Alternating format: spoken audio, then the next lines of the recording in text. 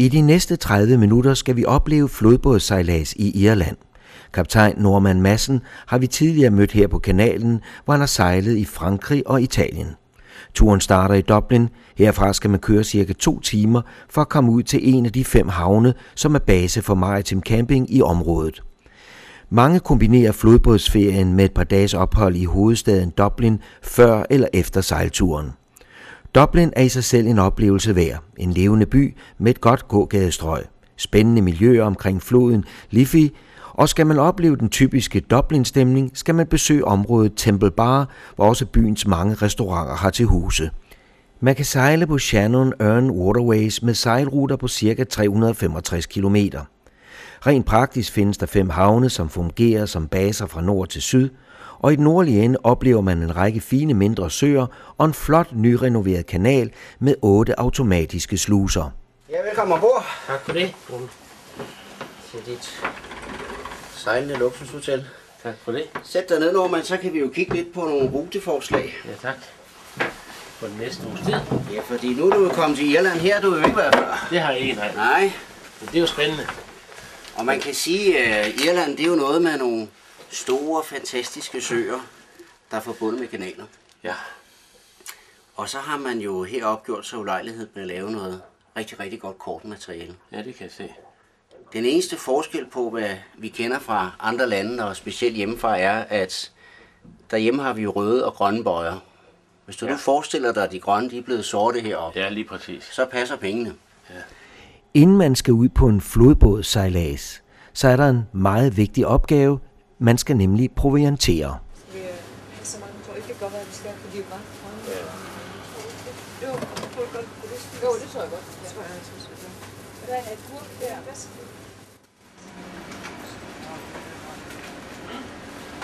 Leverandøren, de slæber varer ind i den her butik, og vi slæber varer ud.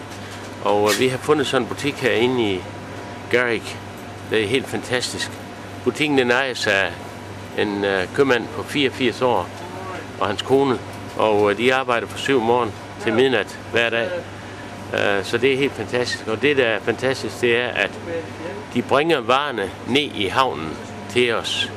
Så vi kan bare købe rigeligt ind. Det er en lille butik med masser af varer fra gulv til loft. Så det er en rigtig spændende historie. På denne tur er man faktisk 2 både. Morten har indvidet i at være med, da han kender Irland rigtig godt. Så vi skal have de sidste instrukser inden afgang. Og jeg vil egentlig foreslå, hvis I skal starte jeres tur her fra Carrick-on Shannon, hvor vi er i dag, at I starter med at gå nordpå. Ja. Det er nemlig sådan, at når I sejler op nordpå gennem Loch Eddin og den her vej, så kommer I til et helt og aldeles vidunderligt sted. Cirka 2,5 timer sejlads herfra. Okay. Det hedder Loch Key. Ja. Og Loch, det er jo navnet, som betyder sø her i dette land. Ja. Det ved du sikkert allerede mere om, men jeg gør. Og der ligger en fantastisk nationalpark, hvor man har lavet en hel del museer og lignende, der fortæller om området. Og ikke mindst ligger der noget, der hedder Castle Island, som er en ø med et slotsruin på. Okay. Ved den første sluse er det lige ved at gå galt for Marens hoved.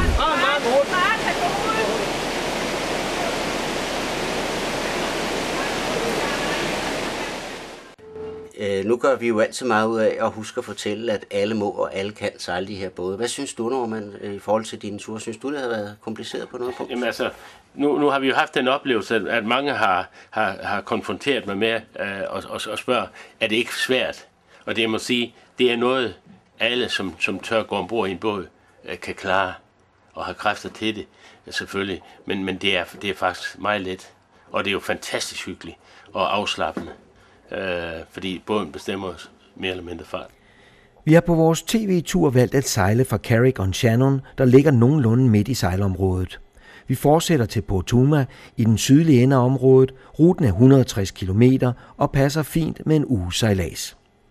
Først tog vi dog en lille afstikker mod nord til Loch Allen for at opleve den mystiske borgruin på den lille klippeø og den spændende helt nyåbnede naturcenter på denne rute. Vi har lagt til her ved det der kulturcenter og aktivitetscenter, og det er et fantastisk sted og noget fantastisk vejr, hvor vi så ligger imellem Castle of Ireland og så centret og det gamle kongeslot. Vi ligger her sammen med en 4-5 andre både og kan se, at folk de sidder og hygger sig. Og der er svaner, og der er ænder.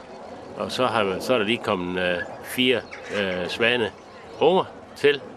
Så der er fuld fart over feltet. I dag der er det rigtig luksus, og du må få alt det, du vil have at spise. No. Så det er først senere, det er portionsanretning? Det er, når vi når hen torsdag og fredag. Okay. Men jeg synes, du skulle tage for dig af retter. Der er jo ret mange ænder og svaner her. Og det er jo ikke udset. Men det kunne da også være, at vi skulle gøre det nu. Nej. Rap. Nej.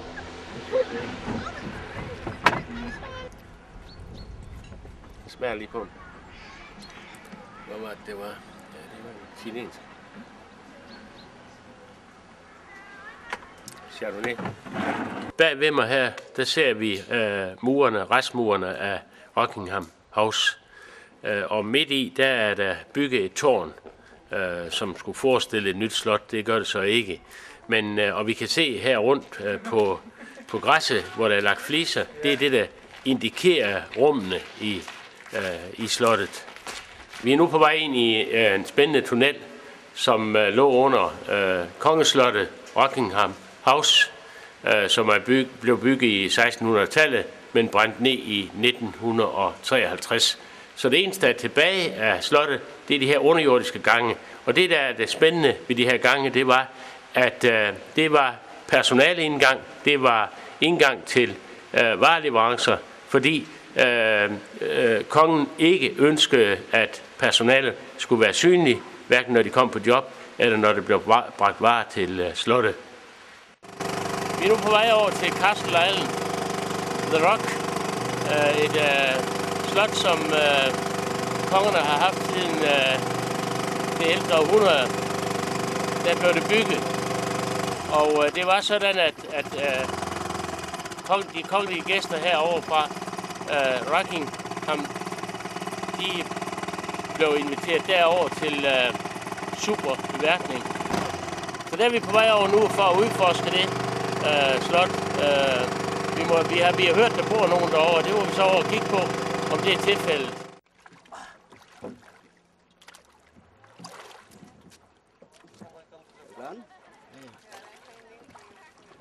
Ja, det er på eget ansvar, og det er farligt at gå ind. Og nu har vi besluttet, så det er ikke noget, vi kan anbefale, at der er nogen, der gør. Men nu har vi besluttet at prøve at kigge på, om der er nogen, der bor her på en, og det må vi så gennemføre, uanset at der står advarsler her. Det ser noget farligt ud, det her. Men det, der er lidt mærkeligt i betragtning af, at der er advarselsskilt overalt herovre, det er, at der er spor efter mennesker herude. Og som man kan se her, så er det virkelig faldefærdigt. Og jeg kan godt forstå, at der er advarsel imod, for det kan faktisk falde ned, hvad øjeblik det skal være. Så jeg bliver tror mindre og mindre på, at der bor nogen herovre, men vi fortsætter jagten.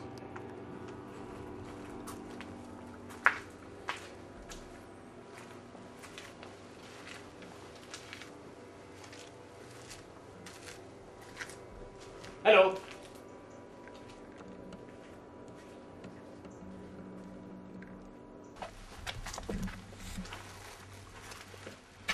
Der er ingen far for at tage falde ned i hovedet på en, for der er ingen tag over her. Men der er der nogle mure, der kunne risikere. Hallo? Er der nogen? Så kan I godt komme frem af hullerne. Anybody home? Yes! Det, der hører med til den her tragiske historie omkring branden i det 16. århundrede, som man kan se her, så var slottet jo på det tidspunkt ret godt sikret. Og i forbindelse med branden, så døde der altså indebrændte 128 mennesker. Så det er jo dybt tragisk.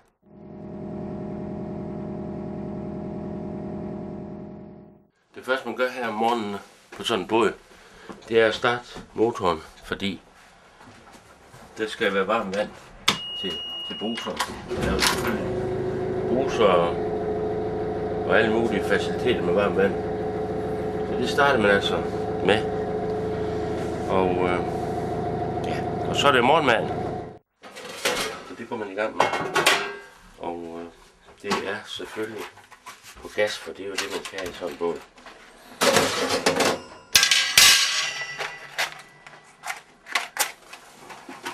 Men det er let nok. Det er meget let. Det fungerer godt. Og der er altid 2 store gasflasker med sådan en båd, så man har ekstra. Fordi det her, det er også noget, der foregår ude på vandet.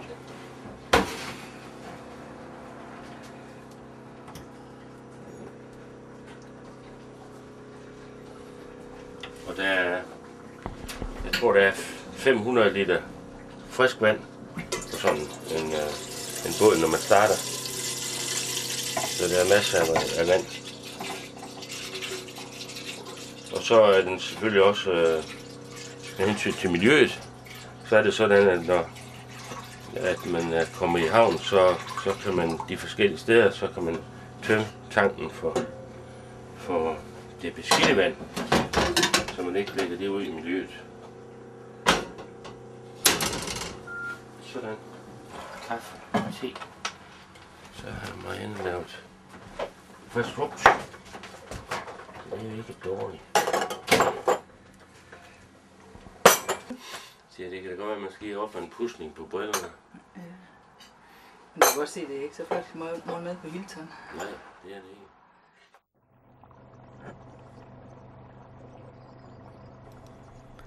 Så forlader vi Loch Allen og den mystiske ruin på den lille klippeø. Turen ned ad floden og kanalerne byder på storslåede søer, kun ganske få sluser. Turen bringer os til byer som Kilgrass, Roskilde, Tambury, Lanesborough, Athlone, Shannon Bridge, for blot at nævne nogle. Og sejladsen over den store sø, Loch Ree, er en oplevelse for sig selv.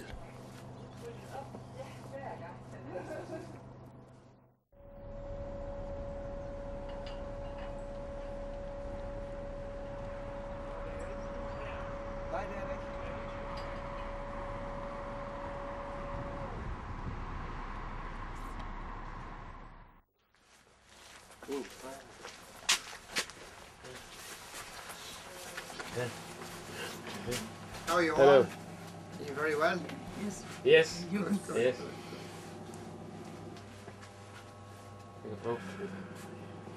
Nå, men der er nogle tomater. Skulle vi have nogle tomater tilbage? Ja, det var en god idé. Jeg er ikke sikker på, at vi kommer og Nej, æbler har vi. Ja, bananer, det der. Ja, ja, ja, ja. Men er det ikke bare Ja. nogle tomater? Ja. Hvor Jo. meget? Skal vi bare tage 3? Så kan vi måske købe nogle der. Ja, ja. Ja, de er fine, de der. Tag du 3 af dem, nogle af dem finder du. Take away. Take them up. Her til højre for mig, der står vi for noget, der er fra bilernes start. Nemlig en gammel benzinstander, der er rustet op ved siden af nogen lidt mere moderne. Vi har lige været inde hos en ældre købmand herinde, hvis man kan kalde det. Og han beklager sig. Han synes, det har været et rigtig hårdt år med dårligt vejr og ingen kunder. Og her lige over på den anden side, der har vi nogle meget flotte rækkehuse. Og så siger vi til ham, spørger ham, men det må da være dejligt med så mange nye hus. Det er ikke dejligt, fordi de er tomme alle sammen. Folk kan ikke gå til at købe dem.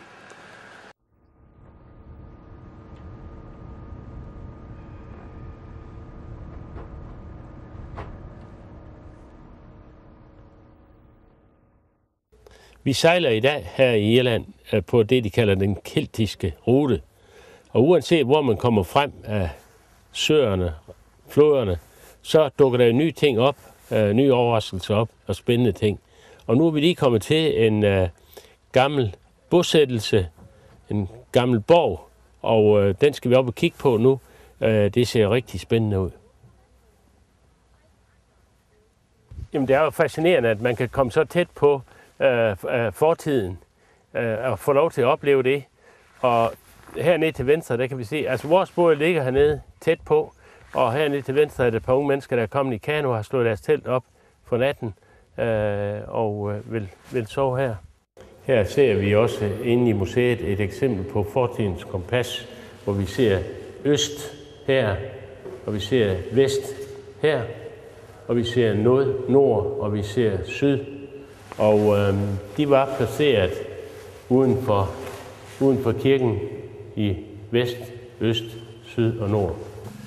Vi går nu her på en gammel kirkegård ved Clonmacnoise, som er fra omkring årtusindskiftet. Og det er ved at blive renoveret, men det er et meget besøgt sted. Og det ligger jo lige ved floden. Vores båd ligger lige nedenfor. Og det man kan sige, det er, at det er jo spændende at opleve sådan noget fra fortiden. Vi har nu sluppet fortøjninger her i Clonmacnoise og er på vej til Shannon Bridge, hvor det simpelthen er et must, vi kommer ned her sidst på dagen. Fordi der er en irsk pop, hvor der er en meget berømt sanger, som vi har besluttet, at vi skal ned og høre.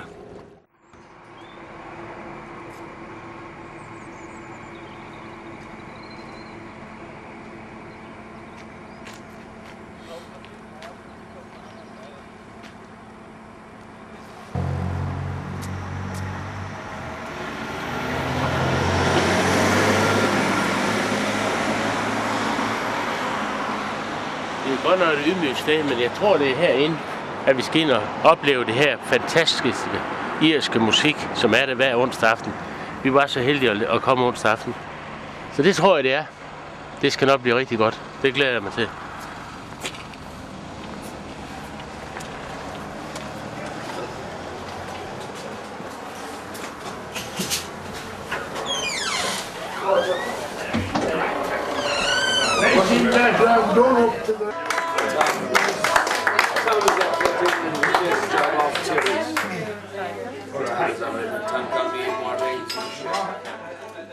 Jeg kan jo se, at det er her, Noel Corbury og et French, de spiller i aften. Så det var det rigtige sted, vi kom. I skimmed across black water without once submerging onto the banks of an urban morning. Hunger is the first light, much more than the mountains ever do. Oh, I love the girl in Liverpool, a sweet one from Mayo. I've known some girls from Tiger Bay with their teeth like virgin snow. I've had my food in small shebeens and I've drank the porter black. Så er vi ankommet til Athlone, en storby midt i det hele. Her er der kæmpe store varehuse og meget andet, men man kan stadigvæk sidde og nyde frokosten ude i det fri og i den gode vejr.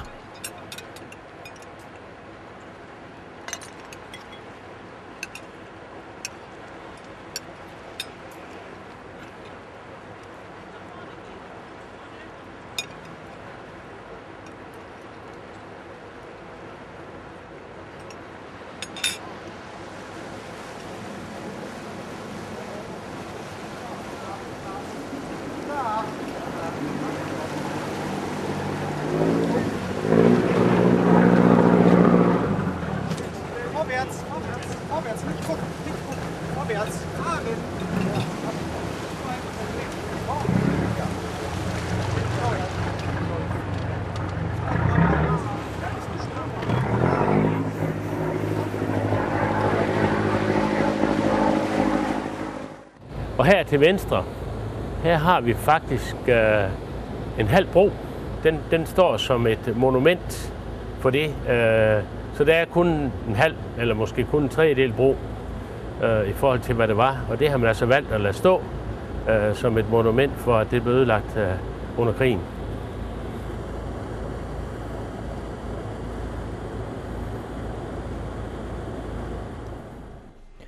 Under et af vores stop spurgte vi Morten fra Maritim Camping, hvordan man egentlig har fået interessen for kanalsejlads, og specielt Irland. For 7 år siden så fik min kone overbevist mig om, at hendes drøm, som hun har haft i hele sit liv om at komme ud og sejle i en flodbåd, den skulle realiseres. Så jeg lod mig naturligvis overtale Jeg har godt nok sejlet hele mit liv, men aldrig på en flod og en kanal. Og turen skulle gå til Irland, fandt vi ud af. Der havde vi ikke været før, så vi debuterede i Irland på en lille flodbåd. Vores datter, hun var 4 måneder gammel, og hun blev meget hurtigt slusevant. Der er ikke så mange sluser i Irland, men når der var en sluse, så lå hun og legede med sin rangle eller sov til middag. Og den oplevelse, vi havde for 7 år siden, hvor vi havde dejligt vejr og fik oplevet Irland fra sin allerbedste side midt i september, den satte jo nogle drømme i gang. Nogle drømme om, at det her kunne jo måske blive ens fremtid. Det er måske noget, vi alle sammen tænker, når vi er på ferie. Bare man dog altid var her, bare man dog kunne leve af det. Min drøm gik i opfyldelse, for jeg var jo heldig og fik lov at købe firmaet, som jeg havde lejet båden hos. Så det endte med at blive min professionelle karriere nu på 7. år. Og jeg glæder mig stadig og får lov at sejle 2-3 ture om året. Og hver gang ser jeg noget nyt. Men Irland, det måtte jeg tilbage igen til. Så det er faktisk den eneste sejlområde, hvor jeg har været 2 gange afsted. Fordi Irland, det gør noget ved en. Man kommer sig aldrig rigtig over Irland, som jeg gerne siger.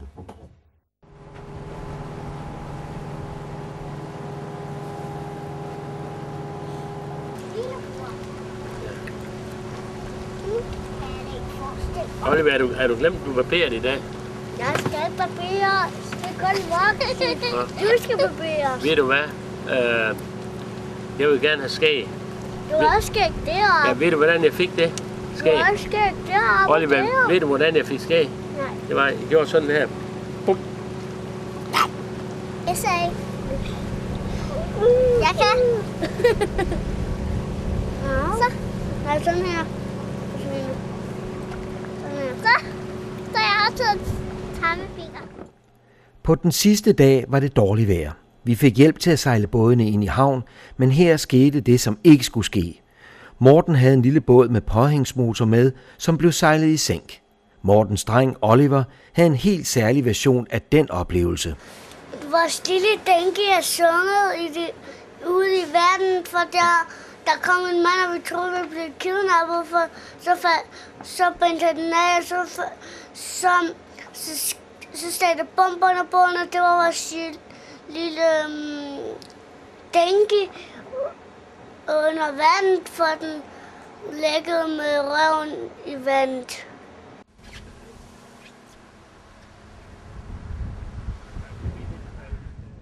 Vi er lige kommet i havn nu, og der er vind, og der er regnvejr. Og ja, det har været en rigtig sjov dag. Med lidt meget anderledes vejr end i går. Men det er jo det, der hører med til sådan en sejltur.